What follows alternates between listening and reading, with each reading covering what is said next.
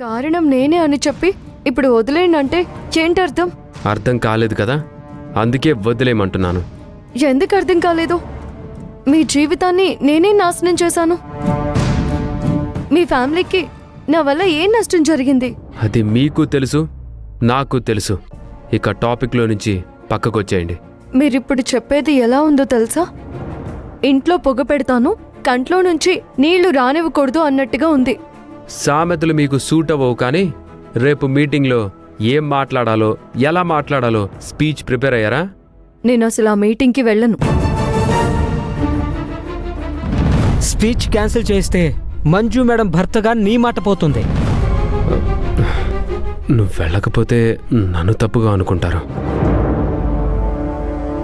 అదేంటి, మిమ్మల్ని స్పెషల్ గెస్ట్గా పిలిచినప్పుడు మీరు వెళ్ళకపోతే ఎలా? ఓహో, స్పీచ్ ప్రిపేర్ అవ్వలేదా? అందుకే వెళ్ళను అంటున్నారా? ఆమె కరెక్ట్? అదేం కాదు, ఎందుకో వెళ్ళాలనిపించట్లేదు. నాకు తెలుసు, మీరు చీఫ్ గెస్ట్ అంటేనే ప్రోగ్రాం పెట్టినోడు తలకి మాసినోడు అనుకున్నాను. మీరు ఎన్నైనా అనుకోండి, నేనైతే ఆ ప్రోగ్రాంకి వెళ్ళదలుచుకోలేదు. మీ ప్రాబ్లం నాకు అర్థమైంది. అక్కడే ఏం మాట్లాడాలో మీకు తెలీదు, అందుకే వెళ్ళాలనుకోవటం లేదు. స్పీచ్ నేను రాస్తానులే, అది మాట్లాడు. ఆగండి, మీరేమీ రాసివ్వక్కర్లేదు. ఏం చేయాలో నాకు తెలుసు.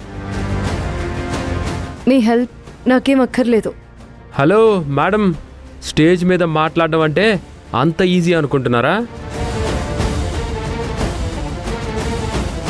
బుర్ర ఉపయోగించాలి, అది ఎలాగో మీకు లేదు కదా.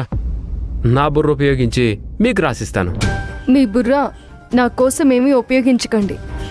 అంతగా మీకు మాట్లాడాలనిపిస్తే మీరే వెళ్ళి మైక్ పట్టుకొని మాట్లాడండి. నా గురించి మీరేమీ బుర్ర బద్దలు చేసుకోకండి. నేను మాట్లాడాల్సి వస్తే ఏం మాట్లాడాలో నాకు బాగా తెలుసు. మీరేం టెన్షన్ పడకండి.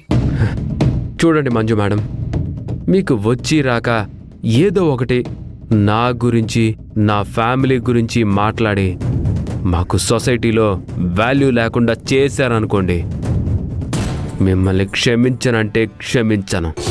ఇది చెప్పడం కోసమేనా ఇందాకటి నుంచి ట్రై చేస్తున్నారు?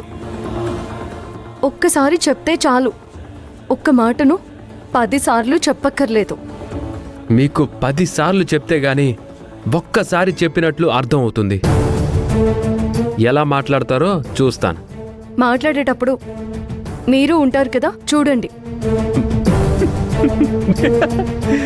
మీరు స్టేజ్ మీద ఏం మాట్లాడతారో ఊహించుకుంటేనే నవ్వొస్తుంది. ఇక్కడికి వచ్చిన మీ అందరినీ చూస్తుంటే అని మొదలుపెట్టి అరే బాప్రే అని నువ్వు అంటుంటే మిమ్మల్ని చూసి అందరూ బొల్లున నవ్వుతారు.